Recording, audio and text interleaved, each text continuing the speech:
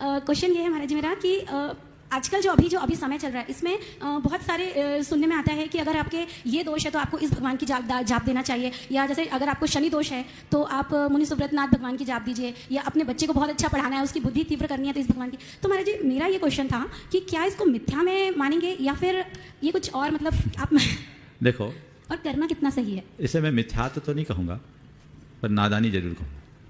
सबसे पहली बात तो हमें ये बात अच्छे से अपने हृदय में बिठानी चाहिए कि ग्रह नक्षत्र हमारा बिगाड़ सुधार नहीं करते।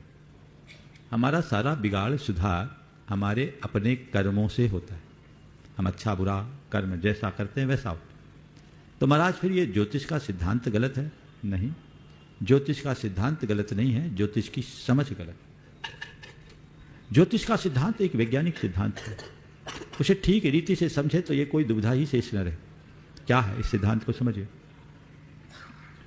ऐसा कहा जाता है कि यत पिंडे तद ब्रह्मांडे, हमारे शरीर में जो तत्व है वही तत्व ब्रह्मांड में।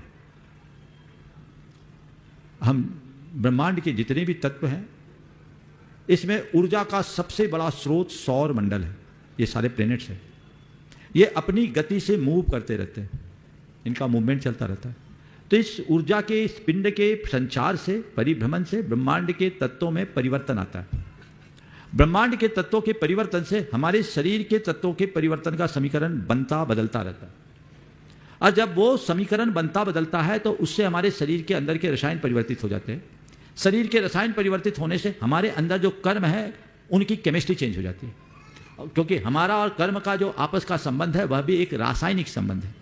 तो कर्मों की केमिस्ट्री जब चेंज हो जाती है तो उससे हमारे जीवन में सुख दुख आदि होने लगते हैं। तो अंतर में जो परिवर्तन आया वो ग्रहों के कारण नहीं आया, हमारे अंदर होने वाले तत्वों के असंतुलन के कारण आया। तो इसके लिए ज्ञानियों ने एक सिद्धांत विकसित किया जिसे ज्योतिष विज्ञान के नाम से जाना जाता है। उन्होंने एक हिसाब लगाया कि इन पूरे ग्रह गोचर की गति सुनिश्चित है। आज से 1 लाख वर्ष बाद का पंचांग आज बनाया जा सकता है। कौन सा ग्रह, कौन सा नक्षत्र, कब, कहां, किस तिथि में, कितने बजकर कितने मिनट पर रहेगा, ये सारा गणित आज निकाला जा सकता है।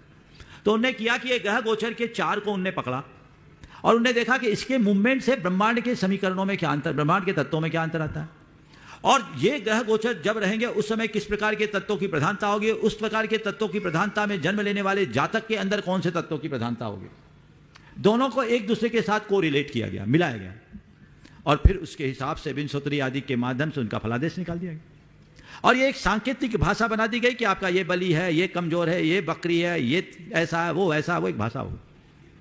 तो वो ग्रह आपको कुछ डिस्टर्ब नहीं कर रहे हैं, डिस्टर्ब कर रहा आपका कर्म।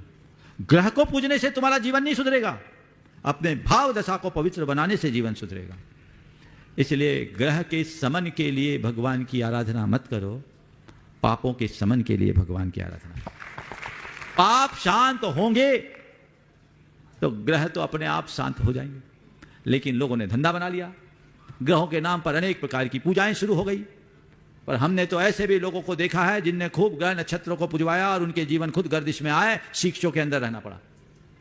आप थोड़ा पीछे चले जाइए, आपकी आंखों के सामने बहुत सारे चेहरे झुल जाएंगे। कहां गया है ग्रह नक्षत्र? ये मन की दुर्बलता है। ज्योतिष के विज्ञान को जानिए पर टोटकेबाजी में मत उलझिए। परमात्मा की विशुद्ध आराधना कीजिए, उसके भाव विशुद्धि से जीवन में बड़ा परिवर्तन आ सकता है। और एक बात ध्यान रखना कि जब कर्म का तीव्र उदय आता है तो कोई निमित्त काम नहीं करता। हम लोग रोज ये गीत गाते हैं, कर्म गति तारे ना ही तरे, योग वशिष्ठ सम ज्ञानी पंडित, बची बची लगन धरे, कर्म गति तारे ना ही तरे। बताओ रामचंद्र जी का विवाह कितने उत्तम मुहूर्त में हुआ था। उनके राज्याभिषेक का मुहूर्त कितने उत्तम हिसाब से सोधा गया था, हुआ था। लेकिन क्या हो गया, उनको वनवास जाना पड़ा। लौकिक दृष्टि से देखा जाए तो वनवास उनके जीवन के लिए कष्ट है, पर परमार्थिक दृष्टि से देखा जाए तो राम बन गए, इसलिए राम राम बन गए। अगर राम बन नहीं जाते तो राम बन नहीं पाते। इसलिए इन बातों को उसी हिसाब से समझना चाहिए और जीवन के क्रम को आगे बढ़ाना चाहिए।